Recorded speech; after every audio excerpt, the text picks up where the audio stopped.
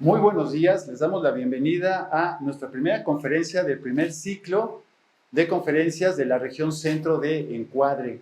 Estamos muy contentos, quisiéramos darle las gracias a todas las universidades pertenecientes a Encuadre, a la región centro, y sobre todo a la presidenta de Encuadre, la maestra Karina Matías, a la maestra Dafne Flores, secretaria, y a nuestro tesorero, el maestro Eric Castillo, por todo el apoyo que nos han dado para que podamos hacer este ciclo de conferencias. El día de hoy iniciamos con una invitada de lujo. Tenemos con nosotros a la doctora Adriana Vigueras de la Universidad Justo Sierra. La doctora Vigueras es egresada de la licenciatura de Diseño Gráfico de la primera generación de la Facultad de Estudios Superiores Acatlán. Posteriormente cursó la maestría en Artes Visuales en la Academia de San Carlos y completó su doctorado en la Facultad de Arte y Diseño de la UNAM. Desde 1994 ha trabajado como freelance para diversas empresas como Grupo Vitro, Pemex, el periódico La Prensa, y actualmente trabaja para los beneficentros de la CDMX, Estado de México, Chihuahua y Morelos. Su línea de trabajo es imagen corporativa, señalética, infografía, cartel, promocionales institucionales, lonas en gran formatos, entre otros rubros.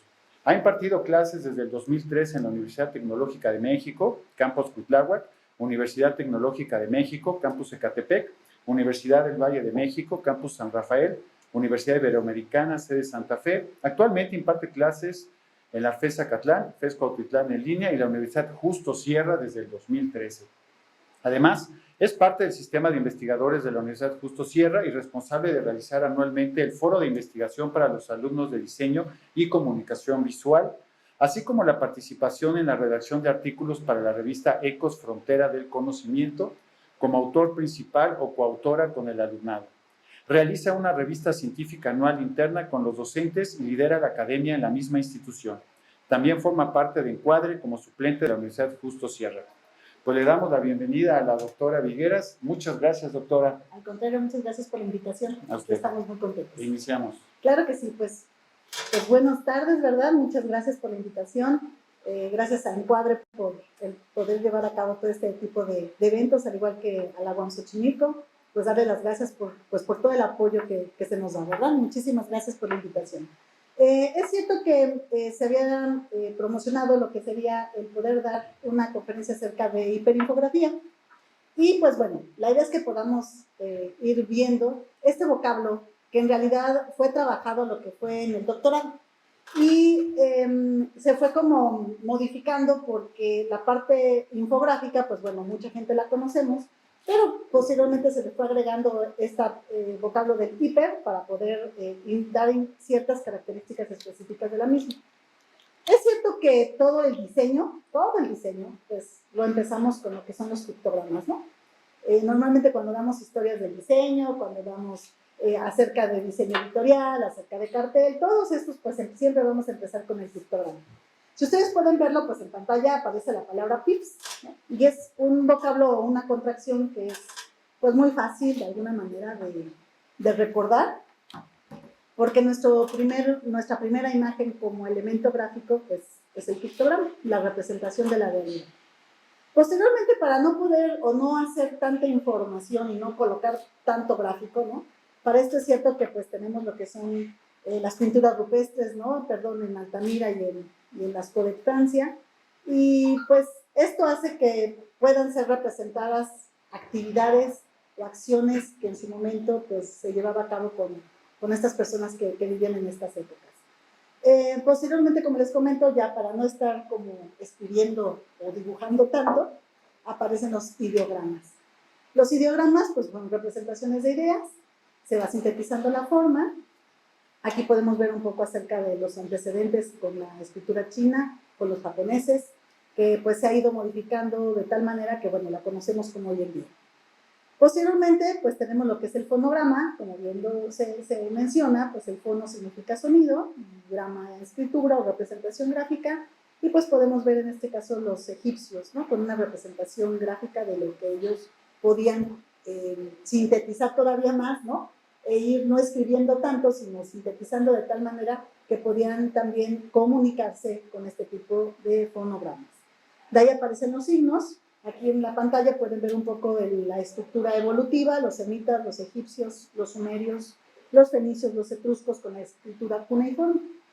Ok, normalmente se hacía en tipo arcilla, introducían objetos y esta como salía como masita, ¿no? Y esto posteriormente, pues bueno, se secaba y pues teníamos nuestra escritura con el forno. De ahí tenemos a los griegos con su alfabeto, ¿no? Dato curioso, pues el alfabeto reconocido de esta manera porque es alfabeta, gamma, eta, teta y etc. Y pues de ahí viene la denominación de alfabeto. Posteriormente vienen los romanos, también como sabemos, pues su hegemonía tremenda en toda Europa, pues hizo que pudiera promocionarse, por decirlo de alguna manera, su abecedario. Y también, dato curioso, pues abecedario viene de A, B, C, D, E, F, donde pues podemos verlo con los romanos. Claro está que los romanos tenían lo que es la arquigrafía, que es la caligrafía sobre lo que es la arquitectura, con letras monumentales, letras grandes, letras mayúsculas, y pues tenemos lo que sería la caligrafía romana. De ahí la uncial, como se ve en la imagen, semioncial, la carolingia y finalmente la gótica. ¿Ok? ¿Por qué llegamos y por qué es pues esta información finalmente? ¿No? Porque en la infografía necesitamos imagen y texto. Entonces necesitamos saber cómo, de dónde viene, ¿no? Cuál es como la parte evolutiva para poder llegar pues específicamente ya en el gótico, pues con la caligrafía gótica, perdón, lo que sea con Gutenberg. Gutenberg, como sabemos, pues utilizó la letra o la caligrafía gótica para la producción de este primer libro, que es la Biblia, de 42 líneas. No es que todas tuvieran exactamente 42, pero sabemos que era repetitiva esta cantidad de líneas que se tenía en el documento. Y esto hizo que pues pudiera presentarse lo que es la tipografía. Claro, es cierto que hoy conocemos tipografía pues a todas las fuentes, ¿no? que podemos ver, pero normalmente se le llama tipografía, donde pues tipo es este cuadrito de metal, la grafía es la escritura, y pues es la manera en que Gutenberg podía escribir de una manera repetitiva y con mayores cantidades de volúmenes para poderlo poner más pues al alcance, ¿no? de toda la comunidad. No hay un año exacto, estamos hablando de los 440, 450, ok, aproximadamente, y en el cual pues podemos ver esta reproducción pues como a gran masa para poder llegar o tener los documentos más a la mano. En esta época pues tenemos a lo que es Leonardo da Vinci. Leonardo da Vinci es un precursor de la infografía, ¿no? Todos sus documentos escritos que tiene en sus notas de cuaderno, tenía lo que es la imagen junto con el texto. Normalmente se conoce así con los infogramas. El infograma es la unidad mínima de una infografía. Entonces, esto es un elemento mínimo o un elemento base de la infografía.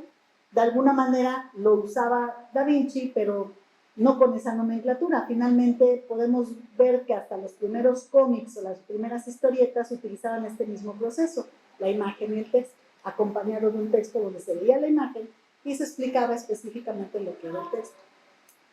Todo esto pues finalmente son antecedentes de la infografía.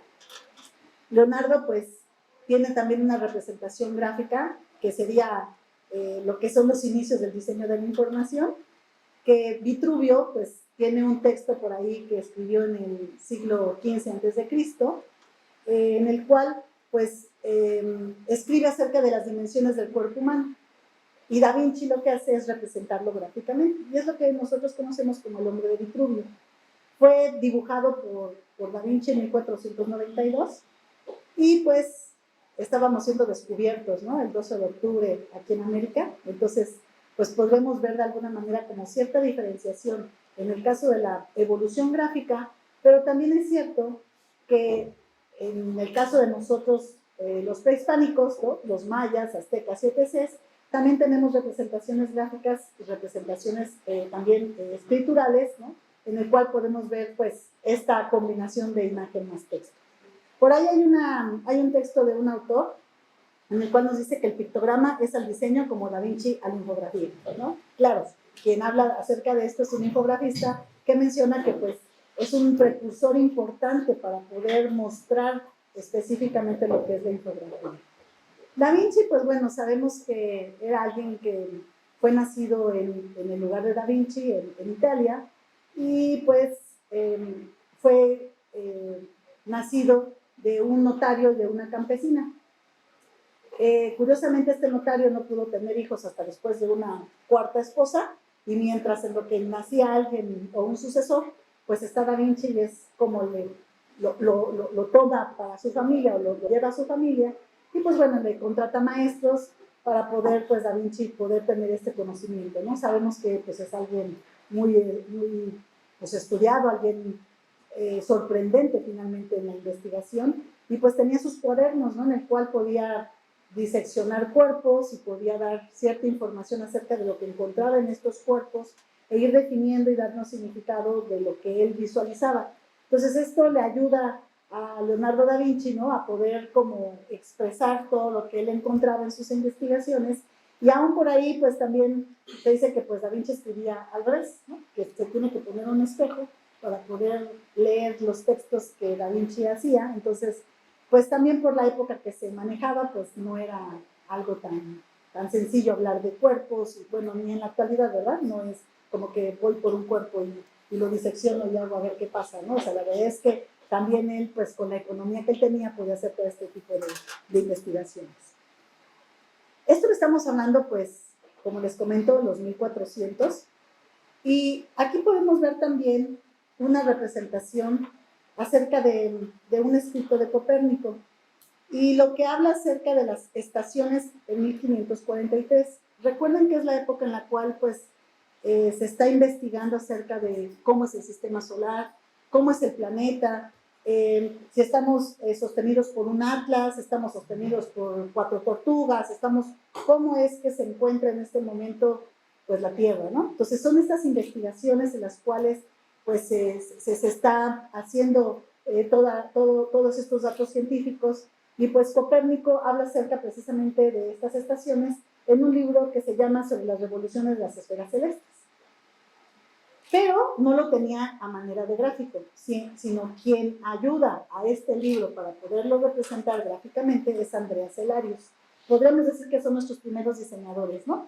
Porque son los primeros que van a representar gráficamente lo que se escribe o los textos que tenemos. Y esto es parte del diseño de la información. Podemos tener información textual, pero muchas veces al momento de representarlo gráficamente, pues es una forma diferente de visualizar.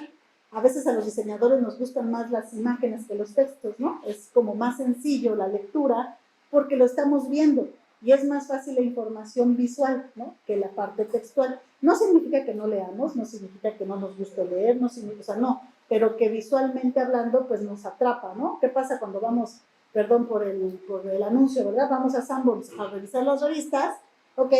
Y la que más nos llama la atención es la primera que tomamos para ver qué trae. Y a veces ni siquiera empezamos por la portada, a veces empezamos por la contraportada y de atrás para adelante, ¿no?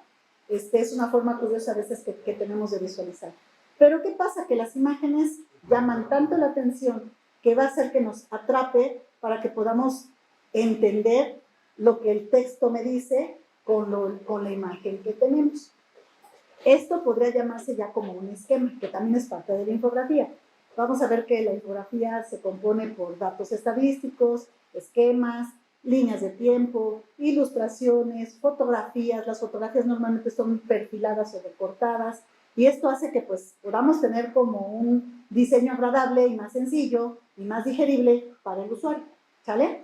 Bueno, en el lado derecho podemos tener aquí una representación gráfica en el Daily Post, que son los primeros periódicos de los 1600 más o menos en Inglaterra, en el cual tenemos una representación de una almirante inglés que llega a lo que son las costas de Panamá, que era parte de España, queriendo nuevamente conquistar América en 1740, estamos hablando de estos años, y entonces lo que hace el Daily Post es explicar lo que este almirante Vernon, ¿no?, hace cuando llega a esta bahía, ¿no?, y todos los pasos, hasta si ustedes pueden ver las letras, ¿no?, en las cuales es como un proceso, ¿no?, en el cual se puede visualizar cómo llegó, a dónde llegó, cómo llegó, las tropas y todo este tipo de elementos que en la noticia venía desde la parte escrita, pero que se acompañaba de esta imagen, ¿ok? Por eso es que se pueden visualizar infografías que son dependientes o infografías que son independientes, ¿ok?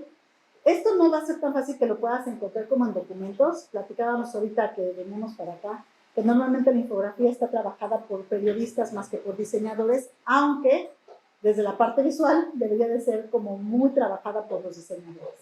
Bueno, la situación es que cuando la infografía está apoyada de un texto, se le llamaría dependiente, y cuando la infografía está suelta, que no tiene nada que ver con un artículo al lado, sería una infografía independiente. Entonces, va a visualizarse que dependiendo de lo que ustedes quieran resolver, pues se va a presentar, en este caso en los periódicos, pues lo que serían las infografías. ¿Sale? De aquí también tenemos otro periódico, el The Times, ya en América, en el cual se expresa, fue un artículo. Estas imágenes que les estoy mostrando vienen en un libro de Valero, en el cual nos explica un poco acerca de lo que es la historia de la infografía y cómo fue desarrollándose hasta lo que conocemos hoy en día. Y esta imagen es una representación de un artículo en el cual se explicaba el asesinato de este señor Blake, ¿no?, en su casa. Entonces, si ustedes pueden ver, en la parte superior está la imagen ilustrativa de la casa y en la parte inferior está el plano arquitectónico del lugar. Entra un asesino, bueno, ya les conté el final, ¿verdad? Ya los spoileré. Entra un personaje que lo quiere asaltar, se esconde en el WC o en el baño, el señor Blake no lo ve y lo asesina, lo mata y pues bueno, lo roba. Entonces, ¿qué pasa aquí? Pueden ver los pasos, ¿no?, desde el 1 hasta el 11, qué fue lo que sucedió, cómo fue lo que sucedió, los pasos, los lugares y todo esto que sucedió en este libro. ¿Ok? Hablábamos ya ahorita que la ilustración también forma parte de lo que es la infografía, entonces todo esto son como antecedentes. Es cierto que del 800 al 900, digo, pues, ¿qué pasó ahí, verdad? Muchos saltos, ¿no? Pues ya saben, ¿no? Tenemos pues fotografía, cine, ¿no? Todas estas pues elementos que también nos sirven como ilustraciones para la parte infográfica. Pero si nos vamos a todo eso, pues no vamos a acabar, ¿verdad? Aquí con la conferencia y con la plática. Pero entonces, hay algo muy importante dentro de los infografistas, que son los mapas, que también forman parte de los elementos conceptuales que se utilizan para poder representar una infografía. No es lo mismo plano, ni croquis, ni mapa, ¿no? Pero bueno, este mapa de representación es diseñado por Harry Beck. Harry Beck era un ingeniero que trabajaba para el Metro de Londres. Si saben, pues bueno, el Metro de Londres es de los más antiguos, por ahí hasta le llaman el tubo, ¿no? Y pues es de los más antiguos que tenemos en el mundo. La situación es que Harry Beck pues visualiza que se requiere, ¿no?, saber cómo llegar, a dónde ir, como el metro de la Ciudad de México, ¿no? Usted está aquí, ¿no? Lo mismo pasaba con Harry Beck. Lo que hace Harry Beck es sintetizar la forma, no colocar las curvas, ¿no? Si uno va de metro Zócalo a Pino Suárez, hay una súper larga, ¿no? Súper larga, y hay una curva hasta ahí, ¿no? Así, te regresas, así, ¿no? Entonces, imagínense, todos esos datos, pues iba a ser mucha información gráfica, ¿no? Entonces, lo que hace Harry Beck es sintetizar la información y solo dice, bueno, sí hay una curva, pero es recto, ¿no? Sí hay una desviación, pero pues es marcada en 90 grados, ¿no? Entonces, empieza a sintetizar la información y Harry Beck es como un ejemplo para poder hacer todos los mapas de metro del mundo, ¿ok? Posteriormente pues vienen el estadounidense y pues bueno, aquí en México llega en los 70, ¿no? En el Inter es cierto, pues nosotros en los 30, ¿ok? Estamos pasando una revolución, ¿ok? Está una Segunda Guerra Mundial, hay una necesidad en Europa, ¿no? Económica, social, ¿no?, que muchos de ellos vienen a México, ¿no? Llegan aquí como exiliados, ¿ok? Por eso México es tan lleno en los 30, ¿no? Entre el muralismo, entre el cine, ¿no? El cine mexicano, el cartel de cine mexicano, todas estas cosas que finalmente hace que pues México sea como un boom, ¿no? Finalmente cultural, y si le vamos rascando vamos a encontrar pues, más situaciones al respecto, ¿sale?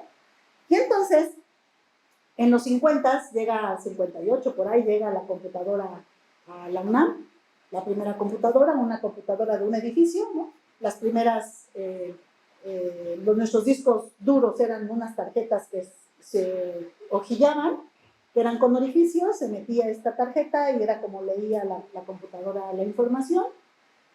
Posteriormente vienen los discos blandos, ¿no?, que es de 5,5, el disco duro, que era más pequeño, 3,5. Luego vienen por ahí, no sé si sabían el zip, ¿no? Ya ven que ahora nosotros reducimos el zip, una información, bueno, si no sabían, era un como tipo cassette de juego de Atari, que se metía en un dispositivo y pues era también nuestra USB de ese entonces, ¿no? Nuestros CDs, ¿no? Viene nuestra USB y pues bueno, nuestro boom de información, ¿no? En el caso de la computadora, pues bueno, como les comento, llega a los 50, ¿no? Por ahí Estados Unidos ya está trabajando con las computadoras, con todos estos personajes que conocemos de la Apple y bueno, la situación es que en los años 80 está como que la introducción de la computadora personal y en los 90 es cuando es el boom, ¿no? Todo se desata, ¿no? Y llega nuestro Paintbrush, que era todo súper cuadrado, nuestro Mario Bros, que es pixeleado, ¿no? Con cuadros, y pues bueno, tenemos aquí toda esta información de los 90. Como llega la computadora en los 90, yo recuerdo mucho cómo los gráficos, como ya podías colocar color, ya podías ingresar color a la imagen, ya podías como hacer mucha información de blanco y negro con contraste de color. Era un anuncio de lápiz labial y la persona estaba en blanco y negro y el lápiz labial estaba en rojo. Porque todo esto, hacerlo en negativos y en perfilados y demás, era todo un trabajo, ¿no? Digo, a mí me tocó todavía hacer fotolito y negativos y positivos y todavía me tocó mi primer trabajo, ahora sí que mi primera chamba fue hacer negativos y positivos, ¿ok? Y sí fue así, mi primer negativo, en vez de poner negativo, puse positivo y la revista salió toda fea, pues digo que mi primera chamba, pues así fue así, tan literal como sus TikToks, ¿sale? Y entonces, la computadora, yo recuerdo todavía que soy primera generación, como decía el maestro, primera generación de la FES Acatlán, en ese entonces todavía era ENER, y nuestras computadoras eran, dale enter y el siguiente alumno, enter y el siguiente alumno, ¿no? Porque pues no era común que pudiéramos tener pues nuestros elementos, nuestros materiales computacionales, ¿no? La cosa es que en los 80s, 90s, pues bueno, ya por ahí en Europa y Estados Unidos, como les digo que ya está el boom de las computadoras, ya aparece pues lo que serían ahora sí como los primeros infográficos que son llamados snapshot, que ahorita los vamos a ver. En realidad el vocablo de infografía está dividido en dos partes, en info y grafía. Inicialmente info quería decir de informática, porque eran elementos compositivos producidos en la computadora. Entonces eran así como, pues, sorprendente, ¿no? Poder trabajar en la computadora y entonces era informática. Pero posteriormente este vocablo de informática se modificó y hoy en día se le conoce más bien como información. A veces nos hacemos bolas con tanta información, yo no sé si a ustedes les pasa. De repente pones Google y buscas algo, ¿no? Ayer, por ejemplo, estaba yo buscando por ahí un poco acerca de Vitruvio, ¿no? Porque igual y te preguntan, ¿no? ¿Y quién es y qué hace? Y entonces pongo Vitruvio y ya sabes, se despliega, ¿no? Una cantidad tremenda de información.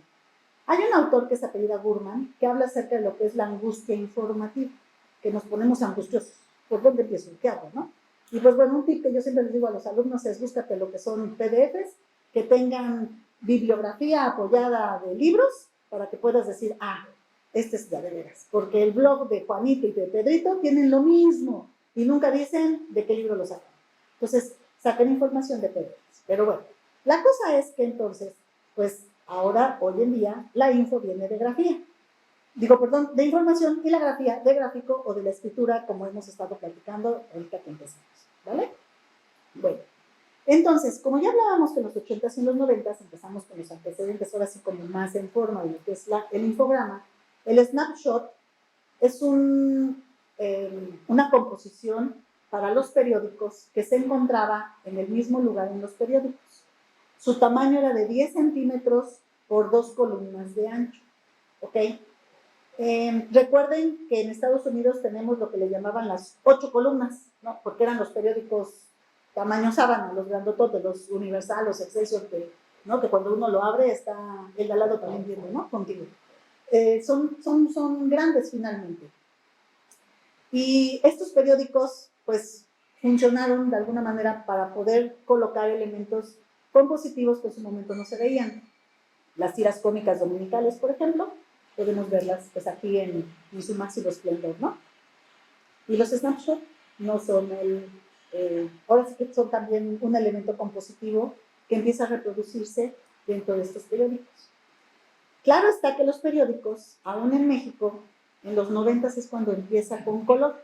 Y el color del periódico no era porque yo quiero color en mi snapshot. O sea, no era. Aurora tiene rojo. Ah, ok, entonces en la contraportada o en la contrapágina puedo usar rojo. Entonces lo uso. ¿Ok? Es como aprovechar el que los anunciantes tenían color y el de al lado usaba el color, o la página contraria usaba el color. Porque el color era muy caro aplicar. Ahora ya tenemos el Publimetro, que es a todo color, ¿no? Y muchos de nuestros periódicos que ahora son a todo color. Pero en su momento no. Entonces los snapshots eran muy llamativos porque sí le colocaban color. Claro, estamos hablando de Norteamérica, ¿verdad? Que hay economía, ¿no? Que hay pues, la posibilidad de poder hacer este tipo de cosas. Y entonces aparecen los primeros como diseñadores, ¿no? De poder realizar este tipo de elementos. Entre ellos tenemos a Nigel Holmes, que es alguien que pues tiene, si ustedes lo buscan por ahí, lo googlean, van a encontrar los gráficos que él manejaba, ¿ok? Pero también, pues empezamos con la investigación desde qué es la infografía. Pero la infografía empieza desde el ramo periodístico, no desde el ramo del diseño. Recuerden que el diseño pues finalmente es multidisciplinar, ¿no? Multidisciplinar y transdisciplinar, ¿no? O sea, podemos trabajar por todos lados, ¿no? Tomamos prestado de la psicología, pues la psicología del color, las leyes gestálticas, ¿no? Y así, ¿no? Podemos hablar a lo mejor de elementos que podemos usar dentro del diseño, un poco la filosofía, ¿no? Lo que son las figuras retóricas, todos estos elementos que finalmente también se usan en infografía. Pero bueno, entonces los primeros escritores de infografías pues fueron los periodistas. Entonces, de Pablos, en el 98, nos dice, pues, una infografía es como que una formulita, ¿no? Es un binomio, es algo junto con pegado, la imagen y el texto. Por eso empezábamos en la historia con la imagen y con el texto para poder unir estos dos elementos cuando ya se tiene lo que es la infografía, ¿vale? Entonces, claro está que no todo lo que tiene imagen y texto pues es una infografía, porque entonces ¿dónde quedaría el cómic, no? Entonces, ¿dónde quedarían las monografías, no? Que son parte como elementos de la infografía, pero no es infografía, es monografía. Entonces, tienen como que tener ciertas características para poderle denominar infografía. Bueno, estos son nuestros periódicos hoy en día que podemos ver estos elementos infográficos complejos, ¿no? Con datos muy específicos, ¿ok? Y cada uno de estos elementos que ustedes pueden visualizar son infogramas. Por ejemplo, donde si ustedes ven la cola de este Xolotl, termina en los tamaños de este can. Ok, esto es un infograma, es como con unidad mínima. Entonces, si ustedes van como separando las partecitas, pueden darse cuenta que son como partecitas que se van sumando y que se hace una infograma. ¿Vale? Bueno, Valero, que ya habíamos mencionado de él un poco acerca de la historia, nos dice que nos da una aportación informativa en un pequeño espacio, una información pero tremenda.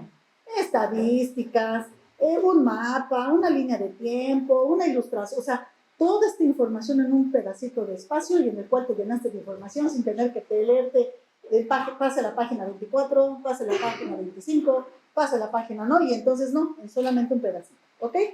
Elementos icónicos y tipográficos, claro está, facilita la comprensión, es un elemento didáctico, claro, pero por supuesto, y bueno, sustituye el texto informativo porque se resume. Espero poderlos, no estar tan rápido el habla, porque luego me emociono, perdónenme, porque luego así como que corro, ¿no? Perfecto. Tengo aquí dos definiciones. Una definición muy simple, que hablábamos ya de Nigel Holmes, que nos dice que es hacer entendibles los números, los procesos y los hechos. Eso es una infografía, a manera sintetizada. Pero si lo queremos dar como con un contexto más profundo, pues es cierto que es combinación de texto e imágenes, como ya lo hablaba Valero, en un espacio determinado, pueden ser digitales o impresas, hay infografías digitales, ¿ok? Donde hay un titular, donde hay un texto, donde hay imágenes, donde hay esquemas, ahí está todo así que lo que hablábamos ahorita, elementos cuantitativos, datos estadísticos, líneas de tiempos, mapas relacionales, croquis, planos, ¿ok? Es muy extenso lo que en su momento puede tener una infografía en tan poco espacio y que pueda el usuario poder tener una información completa de la temática que se está hablando. Hablamos ya de la infografía dependiente-independiente, que también está aquí dentro del texto, ¿ok? Del color, de la composición, el foco gráfico. el foco gráfico normalmente es un término periodístico porque se menciona que un foco gráfico es el elemento primordial que te va a anclar y te va a jalar para poder visualizar, ¿ok? Lo que podríamos decir en diseño que ese es tu primer plano, ¿no? Que normalmente decimos, ¿en qué plano lo colocas o en dónde lo colocas? Ah, bueno, pues ese es tu foco gráfico, el que te ancla para poder leer, para dar lectura de manera ordenada, coherente, legible, leíble y una sinergia. Ahorita hablamos un poquito acerca de la sinergia. ¿Qué significa de la sinergia? Que todo pasa en un mismo tiempo, ¿no? Que no hay un antes, un después. Todo es como que en el mismo momento, ya está sala de movimiento y está en Europa y está en 1980 y en 1950, ¿no? O sea, como que todo en el mismo lugar, ¿vale? Bueno, esta clasificación, les comentaba que esto que se tiene, que les estoy mostrando, es del trabajo doctoral que yo realicé para la UNAM y que se tuvo esta investigación acerca de lo que serían ciertas clasificaciones que denominan diferentes autores y lo que son curiosos, la mayoría son periodistas. Entonces, la primera ya hablábamos de Valero. Él menciona que hay individuales y colectivas, individuales de un solo tema, colectivas de muchos temas dentro del mismo gráfico, de Raymond Coll, que si ustedes lo ven es como la clasificación de los tipos de cartel que menciona Daniel Prieto, ¿ok? Que es la pedagógica, científica, publicitaria, periodística, empresariales y modos de empleo. Los modos de empleo, las instrucciones, a mí se me hace muy increíble cómo Coll las mete aquí, porque de repente las instrucciones sí es cierto que es diseño gráfico, pero ¿dónde las coloco? Hay un artículo por ahí que viene en el libro de, déjenme recordar, Imagen didáctica, de John Costa, acerca de cómo debemos de hacer un modo de instrucciones cuando estamos estresados. Cuando, por ejemplo, vamos a tomar un avión y nos dicen que tenemos que leer nuestras instrucciones por si el avión tuviera algún accidente, ¿no? Y yo soy de las personas que digo, no, mejor no leo. Yo quiero llegar a mi destino y bien, ¿no? Pero ¿qué pasa? Que estamos estresados, entonces cuando estamos estresados necesitamos finalmente leerlo, ¿no? Por si algo pasara. Entonces, da una explicación un poco acerca a Costa en este libro, acerca de esta información, y pues bueno, los modos de empleo. También Raymond Coll habla de primer nivel, segundo nivel y tercer nivel, y hasta un cuarto nivel con Cordeiro. El primer nivel es de 1 a 2 infogramas, ya sabemos que es un infograma, ¿ok?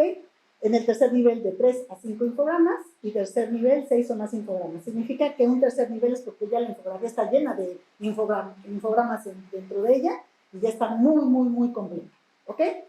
En el caso de Cordeiro, del cuarto nivel, lo que nos viene o lo que él propone es que se le integre movimiento, sonido, ¿no? Y por eso le llama también hiperinfografía. Ahí nos completamos los dos. Pero el hiper lo denomina como hipermedia, no de monumentalidad. Y yo en el caso aquí, cuando vemos la clasificación, como por ahí ya en grisecito, yo me puse en grisecito, ya estamos hablando de tamaños, o sea, una clasificación de tamaños. Bueno, María Mercedes habla acerca de la composición interna, que hay gráficos radiales, ¿no? Gráficos separados, gráficos integrados o gráficos en serie como una línea de tiempo, ¿ok? Y en el caso de los tamaños, tenemos a Eduardo Pérez con el mega infográfico, que son infografías de gran formato, en tamaño sábana de periódico. Valero, que nos habla de mural infográfico, también habla de los periódicos, pero Raymond Coll le llama megagráfico a lo que sería una infografía de gran formato, pero en revista. Y yo les propongo una hiperinfografía en formato ya saliendo de periódico y de revista, sino entrando en el mundo del diseño. En ese entonces me acuerdo que yo me comuniqué por vía correo con el doctor Valero y le decía, yo quiero hacer, para esto él es periodista, como les digo, comunicador, entonces yo digo, quiero denominar algo que se llame hiperinfografía, pero yo me voy sobre tamaño. Y me dijo, ¿tamaño? Como que, ¿y el contenido? ¿No piensa hablar del contenido? Sí, también, pero pues estoy hablando del diseño, la composición, el color, ¿no? La tipografía, las leyes gestálticas, las figuras retóricas, y como que pues sí, pero el contenido es muy, muy, muy, muy importante. O sea, sí, lo entiendo, porque es periodista. Entonces éramos como dos puntos de vista en el cual yo estaba entrando como diseñadora y él entraba como periodista. Pero que a la vez, pues se conjuga, ¿no? Y se conjunta. Y entonces, pues acabamos sacando características de la hiperinfografía.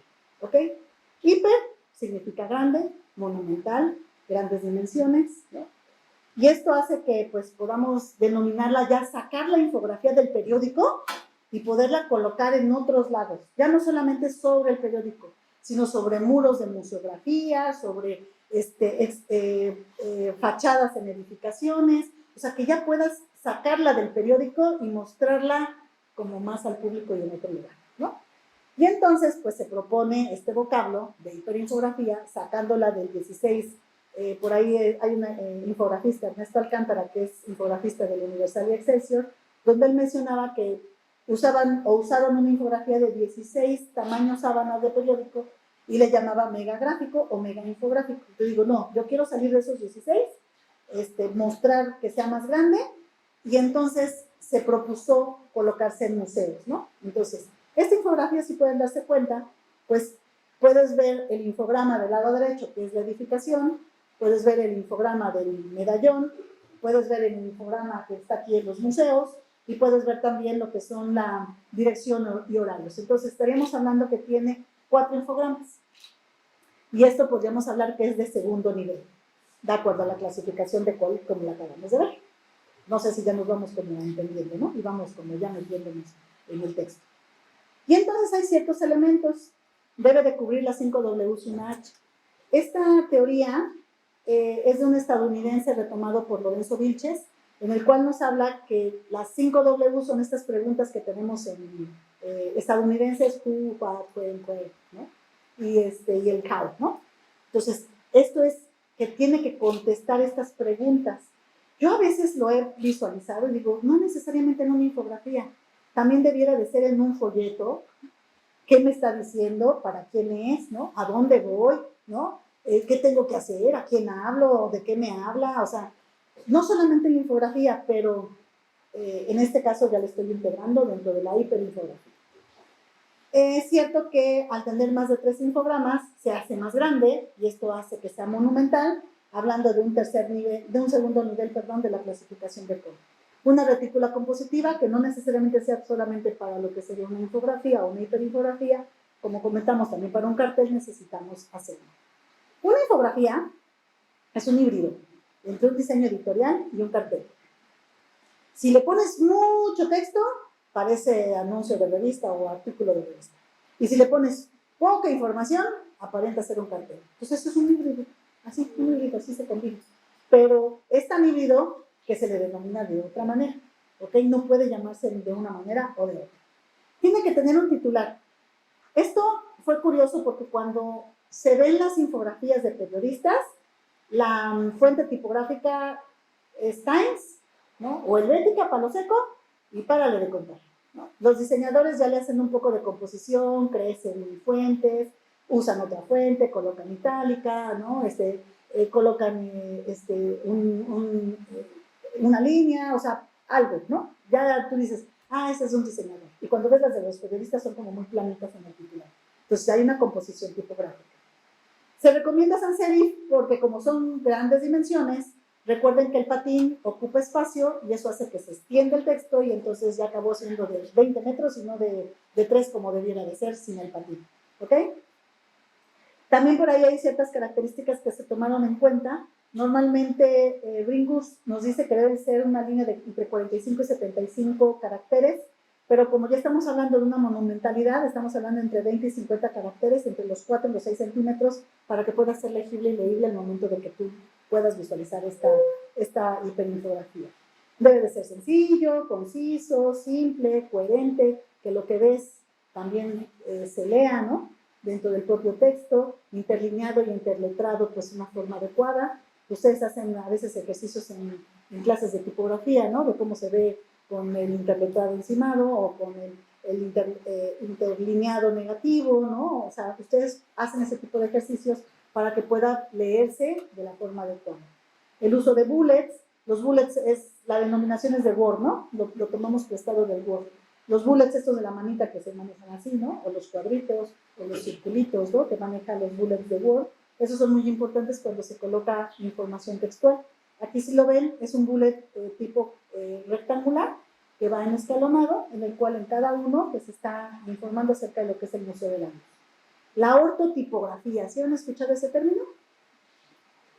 Es una combinación de ortografía y tipografía. Reglas ortográficas, pero aplicadas a la tipografía o la fuente tipográfica. ¿no? ¿Cuándo usamos 3 puntos?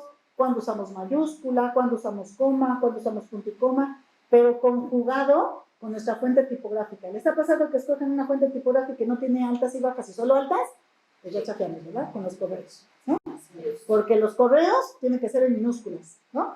Y entonces llega tu cliente y te dice, ¿qué pasó? Es minúsculas. ¿Por qué? ¿No? Y tú, pues es que la fuente tipográfica no tenía minúsculas, ¿no? Entonces, pues es como que pretextoso, ¿no? Finalmente. Bueno, la ortotipografía, eso es lo que va a hacer, poder conjugar las reglas ortográficas junto con la fuente tipográfica. Las metáforas. Recuerden que las metáforas en poco espacio, la imagen nos va a dar mucha información, ¿ok?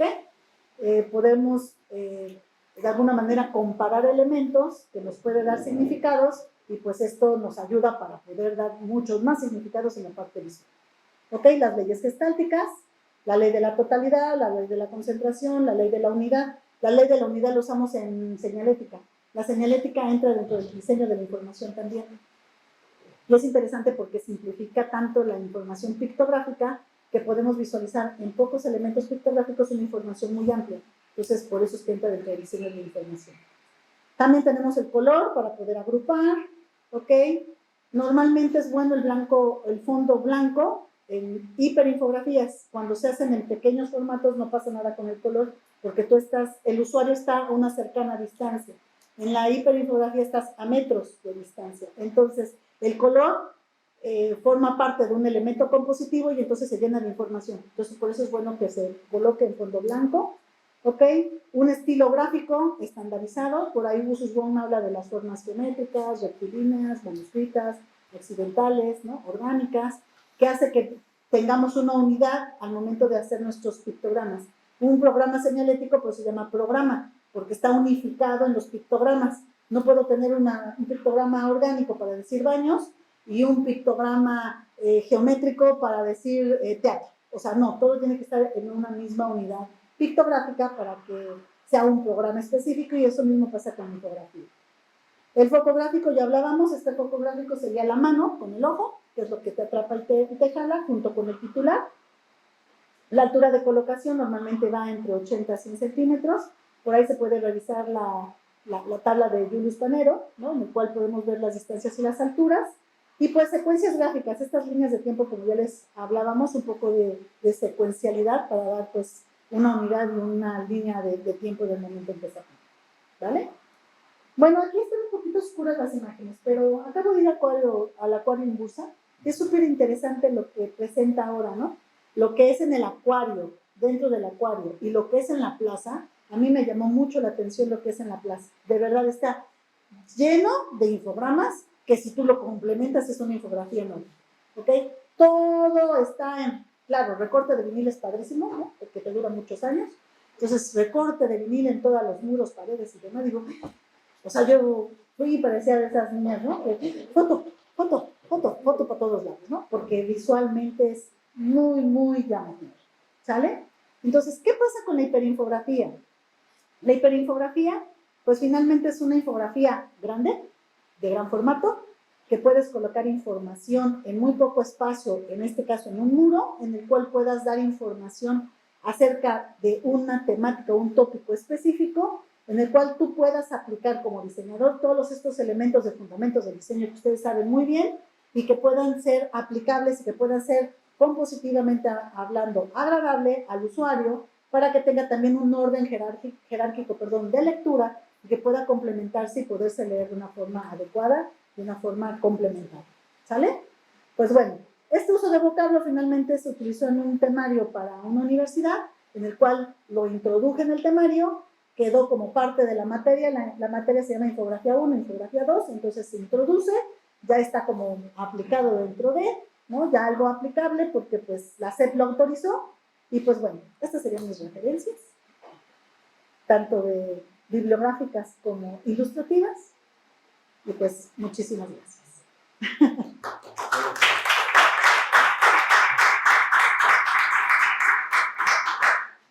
Pues no sé si tengan alguna pregunta. Sí, pues pasamos a nuestra sesión de preguntas. Las personas están aquí en vivo, si tenemos algo por redes sociales, alguien que quiera hacernos algún comentario, alguna pregunta.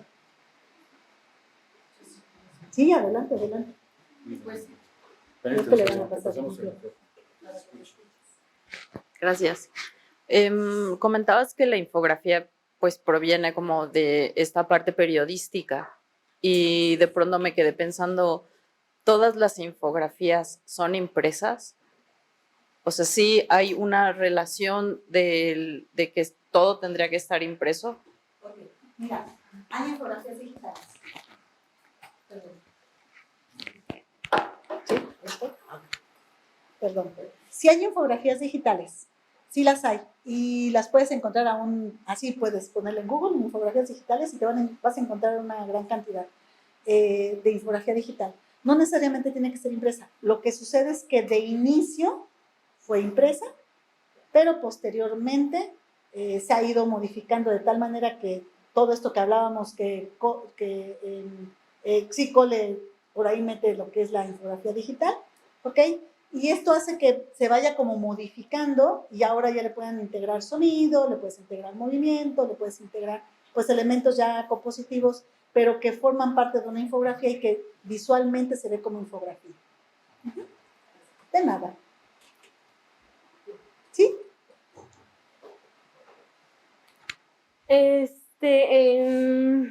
Creo que en cuarto o quinto trimestre aquí, un profesor igual nos dio como clases de infografía y los ejercicios, bueno, el ejercicio que hice, igual traté de que tuviera un atractivo o una imagen grande, pero él me explicó que debía tener una función esa imagen, si no, nada más estaba ahí ya gratis, ¿no? Entonces, si por ejemplo cuando no tenemos algo que necesite, ¿cómo decirlo?, descripción de cada parte, es necesario tener siempre una imagen grande, aunque no sea necesario, no sé cómo decirlo. Fíjate que la receta como más sencilla para hacer una infografía es tener un foco gráfico. Esa es como la receta sencilla para que se vea infografía. No necesariamente tiene que tener esta hipérbole dentro de la composición, pero si tú quieres que tú se vea como infografía, pareciera como lo primordial que tenga un foco gráfico o una imagen, una hipérbole en esta parte, no necesariamente central, puede ser a un costado o al otro, como tú lo requieras. Lo que sí se pide es que tu foco gráfico esté la imagen perfilada, que no tenga fondo, porque no parece imagen de monografía, ¿no? Como colocada al centro y luego los cuadritos de la monografía como vienen alrededor, ¿no? Normalmente. Entonces parecería monografía. Entonces, cuando tú modificas un poco como este tipo de estructuras, no significa que no sea una infografía, pero te digo, la receta más sencilla es tener un foco gráfico. ¿Sale?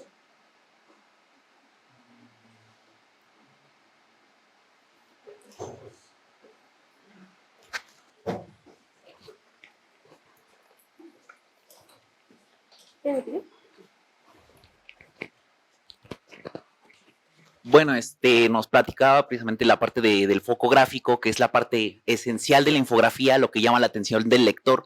Sin embargo, en estos tiempos creo que lo difícil no es llamar la atención, sino mantenerla. Entonces, en la parte de la información, ¿cómo qué recomendarías? ¿Centrarse en estadísticas, algo incluso como polémico o qué se puede utilizar para mantener esa información en el lector?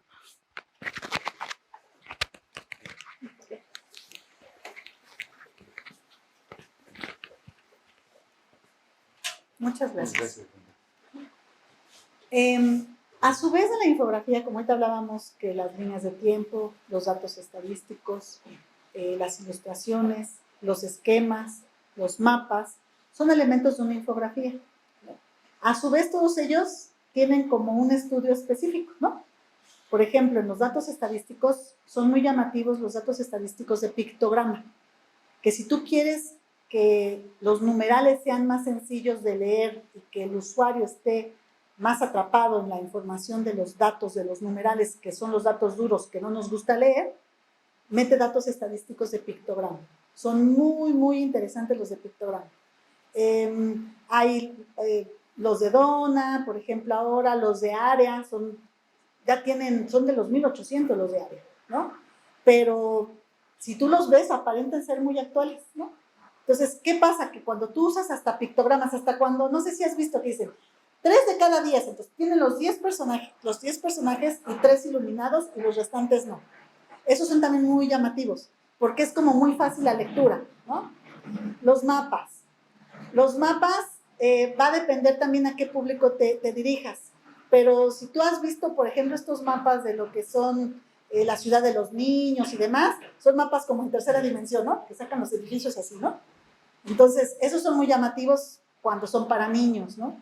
Entonces, te digo, como que cada uno, la línea de tiempo, ¿no? La línea de tiempo, si tú la haces recta completamente, pues no es tan emocionante que si la haces curva, o la haces redonda, ¿no? O la haces con una curvatura y movimiento y dinamismo. Cada uno de ellos tiene ciertas, o sea, ahora sí que sería otra conferencia para poder explicar cada uno de ellos, porque a su vez están subdivididos, ¿no?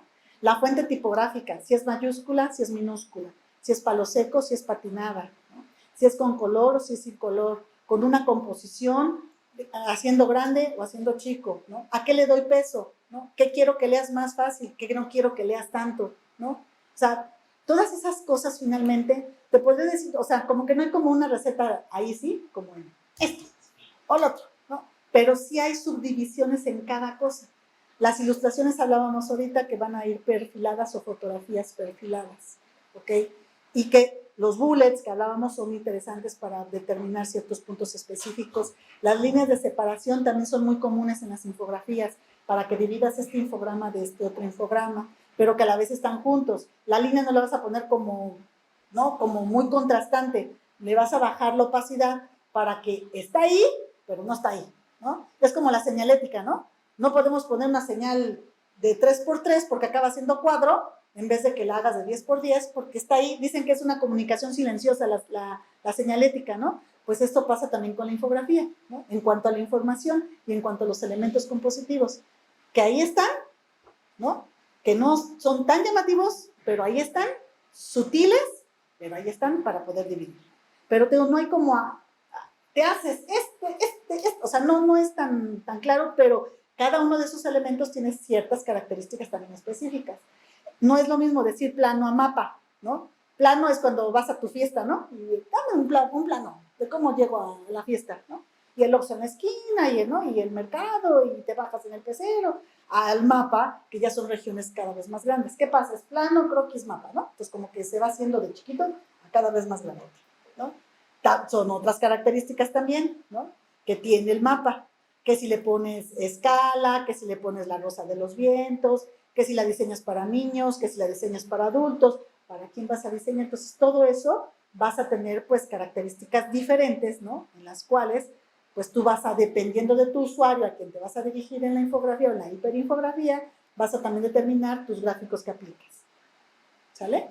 No sé si contesté. No, sí. Gracias. En línea, maestro, no tiene nadie en línea. Estamos revisando.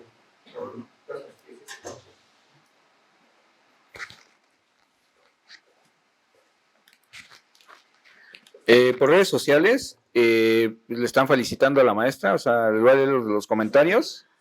Es Mayra Fabiola, dice que muchas gracias. La Universidad Justo Sierra presente, apoyando a nuestra estimada doctora Adriana Vigueras Villaseñor. Gracias por acogerla en tan insigne sede. Saludos a la colega de la UAM Xochimilco. ¿Vale? Diego manda unos corazones. Aquí nos dice Mayra que todos sus alumnos están presentes en el auditorio Benito Juárez, aquí en el campus 100 metros. Muchas felicidades, doctora Adriana Vigueras. Katia Martínez dice que muchas gracias, doctora, por compartir con la comunidad de Encuadre un tema muy interesante. Maestro Roberto Padilla, muchas gracias por el esfuerzo para organizar estas conferencias. Saludos. Jojo dice muchas gracias, doctora Vigueras. Y aquí dice que una pregunta de Mayra. Doctora Viguera, ¿tendremos pronto algún libro o publicación de sus resultados de tesis de posgrado?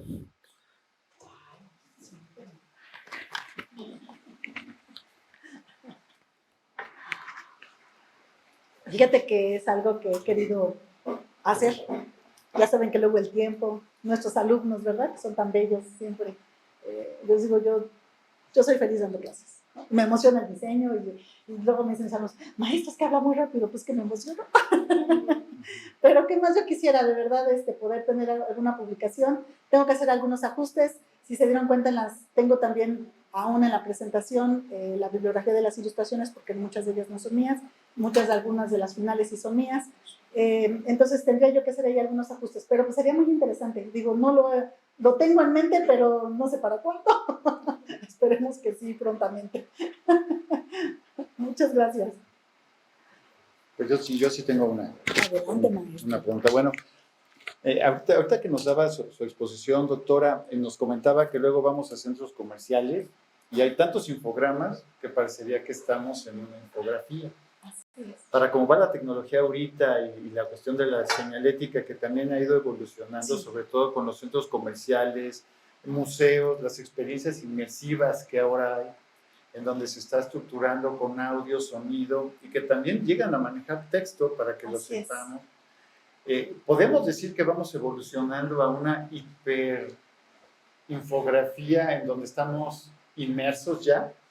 O sea, podría decirse que esto va a evolucionar a estar prácticamente dentro de una hiperinfografía con todos los medios que se están incorporando. Yo creo que sí. Fíjate que yo a veces pienso que el diseño gráfico, ¿no?, va a evolucionar de tal manera a un diseño de información, ¿no? Claro que la información no es gráfico ni lo gráfico es información, eso me queda claro. Pero estamos sintetizando tanto la información, ¿no?, tanto gráfica como textual, que creo que vamos a acabar haciendo este tipo de situaciones, ¿no? Es una forma muy sencilla y muy simple de leer información, muy simple. O sea, si alguno de ustedes ha leído una infografía, es una información en tan poco espacio y te llenaste de un chorro de cosas, ¿no? En el libro de Angustia Informativa hasta dice que tú vas a seleccionar qué es lo que se queda aquí, qué es lo que no se queda aquí, ¿no? O sea, lo que te interesa se va a quedar aquí, lo que no te interesa lo vas a desechar, ¿no? Que es lo que normalmente hacemos, ¿no?, aún en la vida cotidiana, pero de que vamos a acabar haciendo esta monumentalidad de información, seguramente sí. Digo, tenemos por ahí, no es una infografía, ni es una hiperinfografía, los anuncios de Times Square, ¿no?, pero que son tan conocidos, ¿no?, que están ahí. Y algunos sí son, porque por ejemplo, Ames and Ames de repente tiene por ahí unos anuncios en el Times Square como infografías, ¿no? Entonces acaban sí terminando en una información como en muy poco tiempo para que te lo lleves y a lo mejor ni siquiera estás pensando en los Ames, pero dices, ay, se me antojaron unos. Yo les digo, no es anuncio, ¿verdad? Pero Nescafé no es un café que me súper encante, pero la taza roja, digo, es así como, está bien padre, ¿no? Digo, yo quiero una taza roja, ¿no?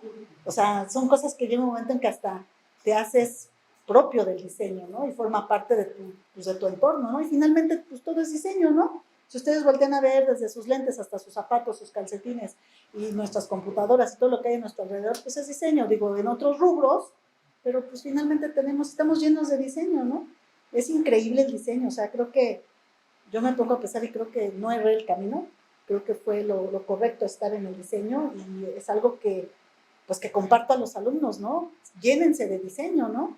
Llénense del color, llénense a mí me encantan las monumentalidades. Les digo que a mí la M de McDonald's es para mí así me gusta, ¿no? No me encanta el producto, pero lo que es la parte gráfica, o sea, no es raro, ¿no? Y acabamos siendo monumentalidades.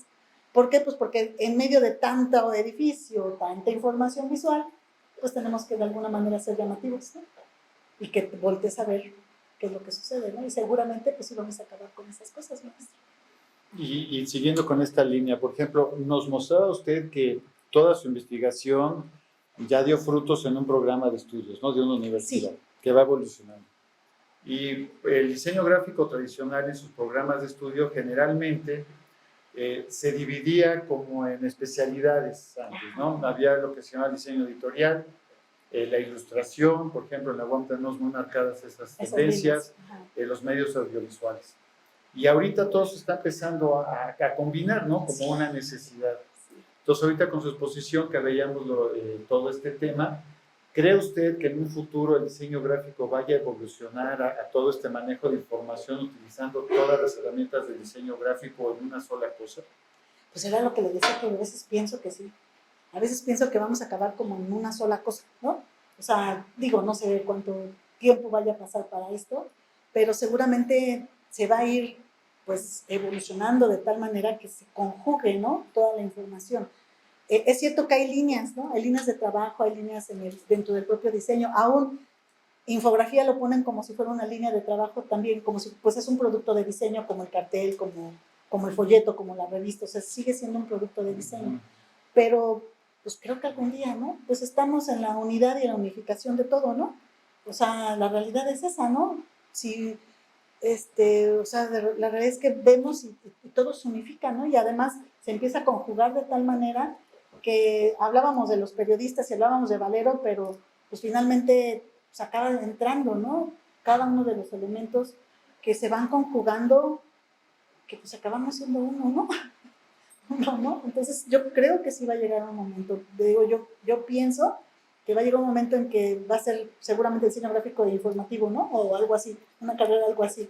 Porque comunicación visual, pues ya está repitiéndose la parte gráfica, creo yo, ¿no? De repente. O diseño gráfico y visual, digo, pues ya como que lo gráfico tenemos la parte visual, entonces creo que podría ser gráfico e informativo, no sé. A lo mejor acabaría siendo algo así. Muchas gracias, doctora. Al contrario, maestro. Otra persona. ¿Nos apoyas con el micrófono? Muchas Gracias.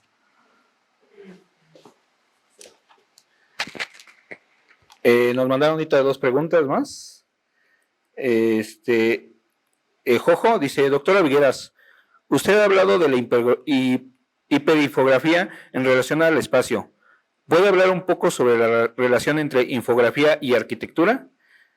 Y la otra la manda Mariano Ramírez, que nos dice, un libro de cabecera que nos recomiende sobre infografía. Muchas felicidades a la doctora Vigueras.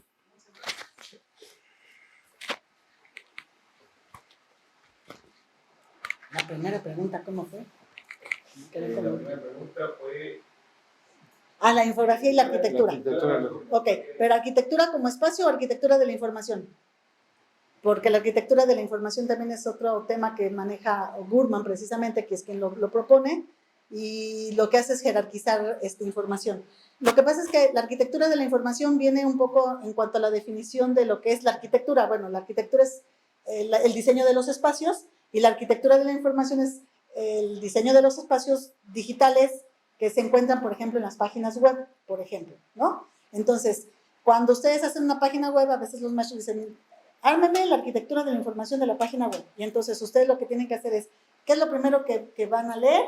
¿Qué es lo segundo de jerarquía que van a leer? ¿Qué es lo tercero y qué es lo último? Y cómo me regreso ya sea a mi home o cómo me paso de página en página, a veces de regreso, ¿no? Como saltándonos para atrás.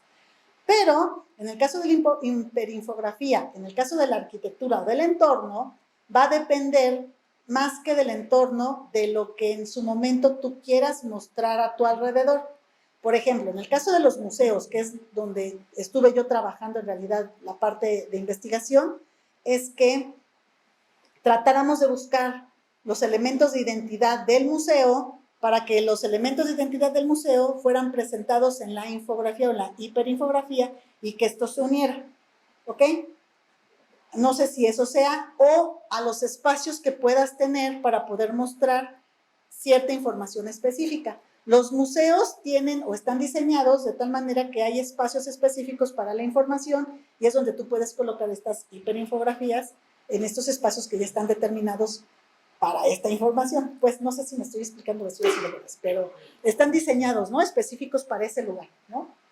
Hay hasta pizarrones murales, por ejemplo, las escuelas, ¿no? Ahorita si salimos, aquí afuera hay un pizarrón específicamente informativo que está diseñado específicamente para ese pizarrón. Entonces, eso puede suceder también con las infografías o las hiperinfografías diseñados específicamente para esos lugares.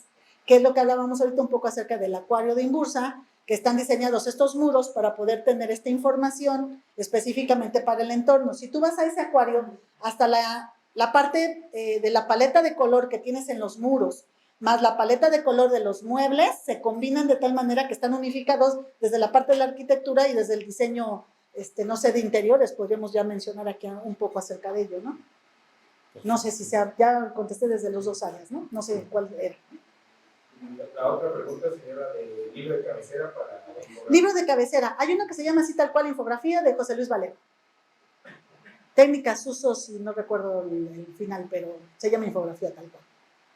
Ese es así como la Biblia de la infografía, porque ¿qué creen? No hay diseñadores que escriban acerca de infografía. Entonces eso sería muy bueno. Por eso es tan interesante ver que la investigación se fomente entre el alumnado para que puedan terminar siendo investigadores del diseño, porque hay pocos investigadores del diseño y menos escribiendo de infografías. No es tan fácil que lo puedas encontrar. Entonces, cuando tú buscas información de infografía, vas a encontrar periodistas, no diseñadores, ¿no? Y pues eso, escribí yo un artículo acerca de esto en lo que es para la Universidad de Palermo, y es un artículo acerca de esto que también estamos ahorita revisando, ¿no? Y la parte de investigación, pues siempre es importante fomentarla, ¿no? Aún ahorita hablábamos un poco que hacemos un foro de investigación en la Universidad Justo Sierra, precisamente pues para fomentar que los chicos sigan investigando y que no se queden solamente con la licenciatura, ¿no? Sino que se aspire a llegar a una maestría, un doctorado o ser investigadores, ¿no? ¿Por qué no? Porque si ustedes visualizan leyes gestálticas, pues no van a encontrar como un diseñador, ¿no? Leyes gestálticas, por ahí habla un poco Costa, ¿no? En un libro creo que de esquemática, ¿no? Entonces, pues digo, son pocos los diseñadores que hablan acerca de esto, entonces hay que fomentar, ¿no? Que ustedes de alguna manera puedan seguir adelante y pues puedan escribir, ¿no? Y no solamente tampoco llegar a tener un doctorado para poder escribir, sino que escriban desde ahorita. Entre la semblanza que hablaba el maestro, hacemos una revista semestral digital en Justo Sierra, que los alumnos escriben un artículo, ¿no? Con un poco de investigación acerca de esos temas, y pues la idea es que puedan pues presentarlo, ¿no? No tiene un ISBN, pero pues si hay una liga que tú digas, bueno, pues la podemos compartir y pues pueden leer lo que los otros compañeritos, tanto también de licenciatura, puedan escribir. Y se ha fomentado que en la de ECOS, que es la otra revista, que ese sí tiene ISBN, que también pueden participar externos, en el cual puedas escribir algún artículo, pueda publicarse y pueda presentarse, ¿no? Lo que yo hago es que mis alumnos hacen el artículo, yo les doy nada más seguimiento acerca de cómo se escribe, cómo se lleva a cabo, la lectura, el texto, bibliografía, referencias, etc., y entonces ya se publica.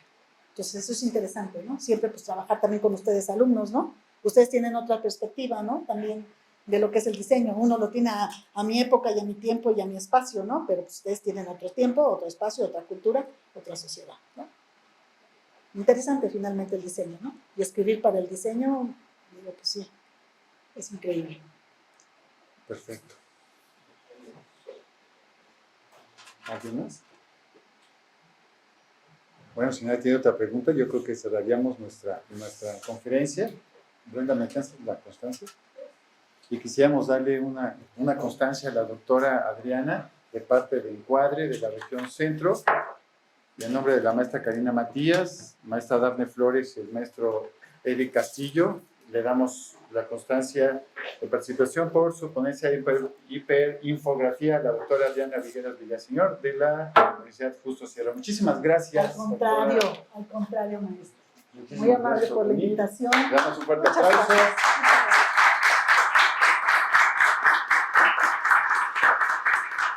Y pues con esto cerraríamos nuestra conferencia. Toda la comunidad de Encuadre que nos está viendo, todas las universidades, Gracias. les damos las gracias. Esta es nuestra primera conferencia de este ciclo y los esperamos para nuestra siguiente conferencia. Muchísimas gracias. Muchas gracias.